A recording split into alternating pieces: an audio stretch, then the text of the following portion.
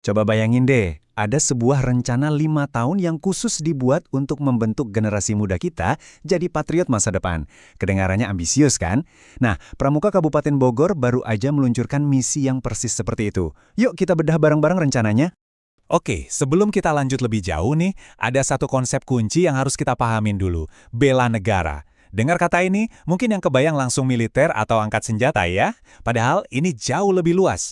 Ini soal sikap, perilaku, dan rasa cinta kita sama Indonesia yang kita tunjukin setiap hari. Dan inilah fondasi dari semua yang akan kita bahas. Jadi, apa aja yang bakal kita bahas? Pertama, misi Pramuka Bela Negara. Lalu, kita lihat visi generasi tangguh yang mau dicapai. Setelah itu, kita masuk ke peta jalannya, mulai dari tahap fondasi sampai aksi nyata. Dan terakhir, gimana caranya membangun ekosistem patriotik yang bisa jalan terus. Langsung aja, kita mulai.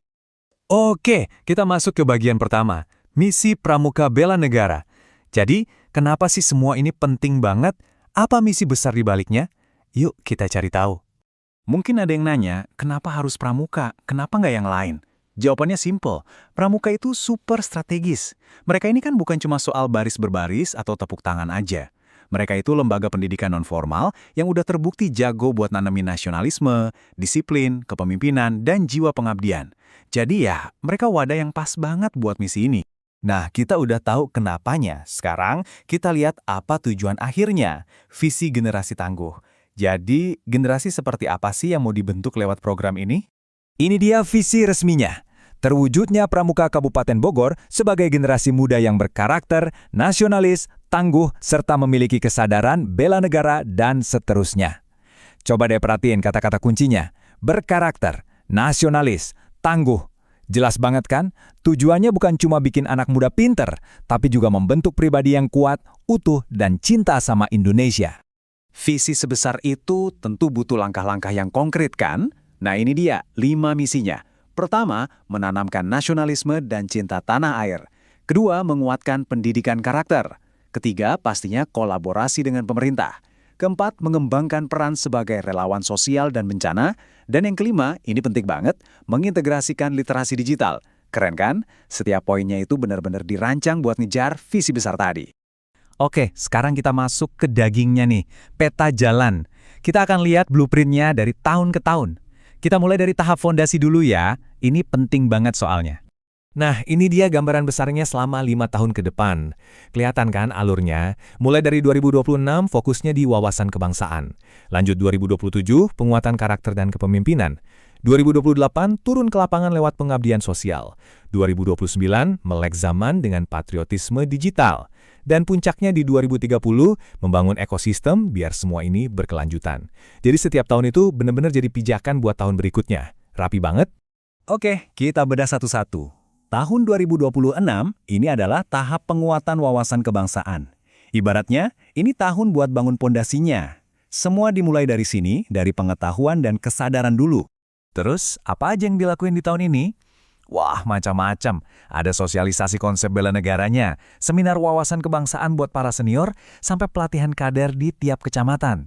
Nah, yang terakhir ini kuncinya. Tujuannya adalah menciptakan agen perubahan di setiap komunitas.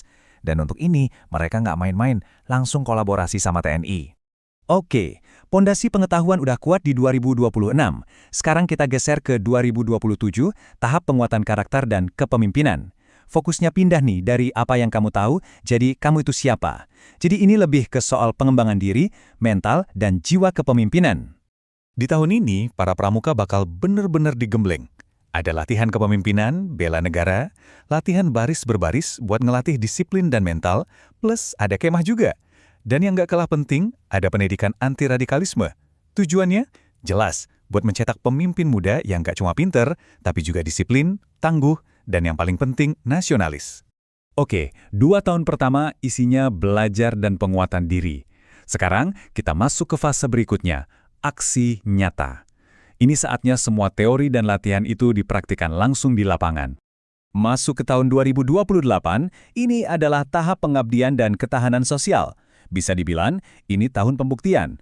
Semua wawasan dan karakter yang udah dibangun selama 2 tahun sebelumnya, sekarang diuji lewat pengabdian ke masyarakat dan kesiapan menghadapi bencana. Dan gimana caranya? Mereka nggak kerja sendiri. Lihat deh, ada program Pramuka Peduli Bencana, kolaborasinya sama BNPB, ada gerakan ketahanan pangan bareng Pemda, bakti masyarakat sama komunitas lokal, sampai pelatihan tanggap darurat pun gandeng Palang Merah Indonesia. Kolaborasi ini yang bikin programnya jadi strategis dan dampaknya nyata.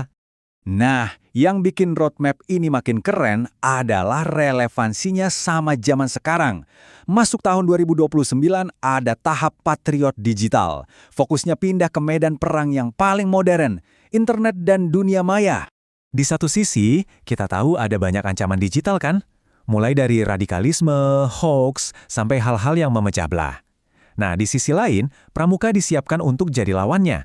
Mereka akan dilatih buat bikin kampanye positif, ngelawan hoax, dan yang terpenting, mempromosikan persatuan di dunia online. Jadi, mereka ini bakal jadi agen kebaikan di dunia maya. Kita sudah sampai di bagian terakhir peta jalannya, membangun ekosistem patriotik. Ini bagian yang krusial banget karena ini menjawab pertanyaan, gimana caranya biar program ini nggak berhenti di tengah jalan? Gimana biar bisa terus berlanjut? Jawabannya ada di tahun 2030, tahap penguatan ekosistem bela negara. Tujuannya adalah menciptakan sebuah sistem yang mandiri, yang hidup di tengah komunitas. Caranya gimana? Lewat ide-ide keren kayak bikin kampung pramuka bela negara atau festival tahunan. Jadi semangat bela negara ini bukan lagi sekedar program, tapi udah jadi budaya yang hidup dan berkembang sendiri.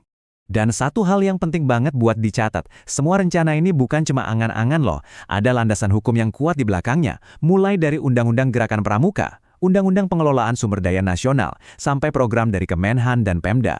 Jadi ini program yang serius dan didukung penuh. Lalu, apa target utamanya? Angka ini udah menjawab semuanya 100%. Ya, 100%. Targetnya adalah membentuk kader pramuka bela negara yang terlatih di semua kecamatan di Kabupaten Bogor. Bukan sebagian besar, tapi semuanya. Ambisius banget. Oke, jadi kalau kita simpulkan, apa sih poin-poin utamanya? Pertama, ini adalah blueprint 5 tahun buat membangun pemuda patriotik. Kedua, fokusnya jelas ke karakter, kepemimpinan, dan ketangguhan. Ketiga, ini bukan cuma teori, tapi langsung aksi nyata lewat pengabdian. Dan terakhir, ini mempersiapkan anak-anak muda kita untuk jadi warga negara yang siap menghadapi tantangan di era digital. Lengkap banget ya? Dan kita tutup pembahasan kali ini dengan sebuah pertanyaan buat kita renungkan bareng-bareng. Kalau aja rencana ini berhasil di Bogor dan mungkin bisa dicontoh di daerah-daerah lain, coba bayangkan, akan seperti apa wajah masa depan Indonesia.